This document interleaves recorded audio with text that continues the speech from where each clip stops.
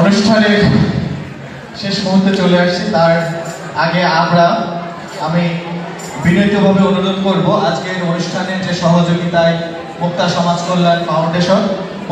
কল্যাণ ফাউন্ডেশনের মুক্তা ম্যামকে আমি অনুরোধ করব আজকের অনুষ্ঠান সম্পর্কে সংক্ষেপে কিছু বলার জন্য। তারপরে আমরা চলে যাব পিয়াস শাহরিয়ার ভাইয়ের কাছে তার গান শোনার জন্য। আমরা দুঃখিত তাকে বসিয়ে রাখার জন্য।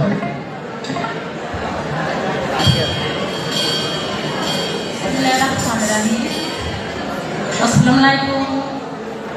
আজকের এই সিআরপি ৪৩ বছর পূর্তি উপলক্ষে সাংস্কৃতিক সন্ধ্যা উপলক্ষে উপস্থিত আমার মমতা মহি মাতা ব্যালেরি টেলর এবং উপস্থিত সকল পেশান এবং ভুলমিত ছোট কুচি শিশু ভাই বোনরা এবং আমার এখানে উপস্থিত সকল মেডিটেশন এবং পিয়ার ভাইয়া অনেকের নাম আমি জানি না।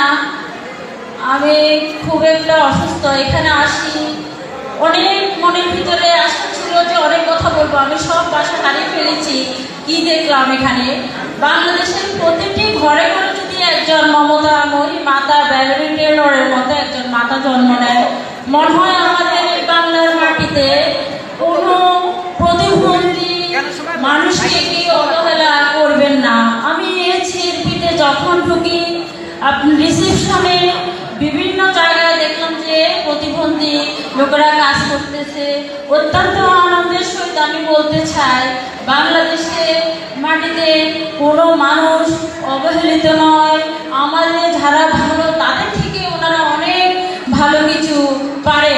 আজকে এখানে আমি দেখলাম তাদের যে প্রতিভা, আমরা ডিগ্রি নিয়ে প্রতিভা আমাদের ভিতরে হবে না, মানসিকতা হবে না তাদের জন্য করার জন্য।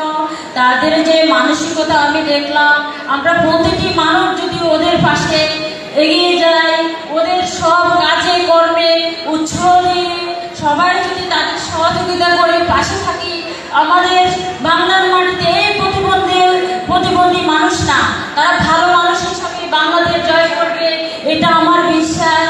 আর আমি বেশি কিছু বলবো না, আমার একটা কথা, এই মমতা মহি মা ব্যালেরি টেলরকে আমি আমার মনের অন্তঃস্থল থেকে অনেক সাধুবাদ জানাই এবং ভালোবাসা জানাই। আমি ওনার প্রতি একটু দৃষ্টি আকর্ষণ করছি।